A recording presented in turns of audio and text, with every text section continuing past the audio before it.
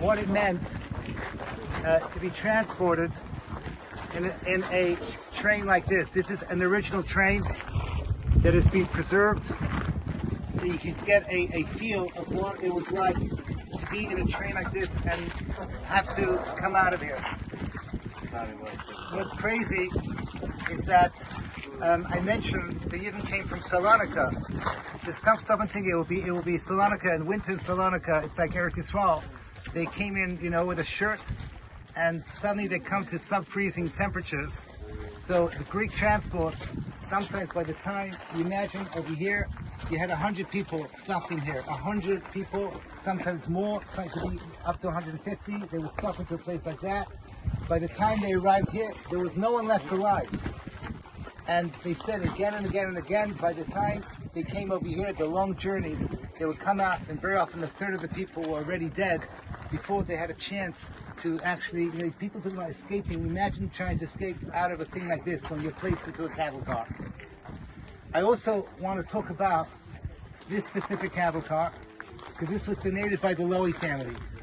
And this is something, an extraordinary story. Once upon a time, there was a family called Lowy, a Hamisha family from Slovakia. And in the war, they found themselves in Budapest, like many Yidden. At the beginning, Hungary was considered a safe haven. As was explained, the Hungarians lived in this denial parallel universe because their government was pro-Hitler, but they was not anti-Jewish at that point then. Until the end, of course, everything went to the extreme other direction. And when the Germans came in, so they knew anyone that could escape should escape. So it was a Yid, his name was Hugo Lowy. There was probably he probably had a Hamish name as well. Chaim, whatever it was. Shlomi Lowy. Okay, Shomet Hillel Tzvi. And he one day he told his family he's going to the train station to buy tickets to get out of there. He went to the train station and never came back.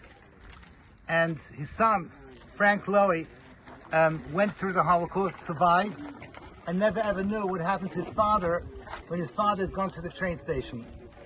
And as it is, with many stories of the Holocaust, people expect to go to their graves and never know exactly what happened.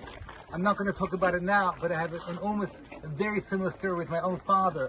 When my father passed away, I had questions about how they survived. I have all the documentation that my father's town was supposed to be sent to Belgium on Rosh Chodesh Teves, Rosh Chodesh Shvat in 1942. My father's name and all his brothers and sisters were supposed to be sent to Belgium. A nace happened, which I'll chaperine in the bus. But the point is that this Lowy disappeared. No one knew what happened.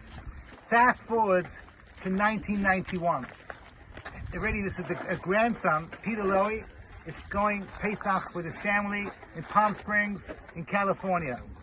And he goes to like this little area to buy his morning newspaper, and he hears the Yid in front of him is saying over that his name is Lowy. He sees an old Jew, and he says his name is Lowy. So he takes his chance and says, do you by chance know my father, whatever, Shlomo, what's the name? Hugo Lowy. So he says, I do. Now, if you stop and think about this, this is a Shkacha Pratis Shelo Yu'uman. Shelo Yu'uman. He says, were you with my father at that train station? He says, I was. He says, what happened? Now, at this point, he told over the story, which I'm going to tell you in a moment what the story was. But at the moment he heard the story, he called his father, who is now living in Australia. His father called his brothers and sisters. They flew Chol HaMoed Pesach because they wanted to catch this Yid. This Yid was called Meir Lowy, was a baker from Brooklyn, and they wanted to catch him before Yom Tov was over to hear the story in its full story. Listen to the story. He came to the train station. The train station was actually a trap. The moment you bought tickets, so there were Nazis waiting, knowing this was probably a Jew.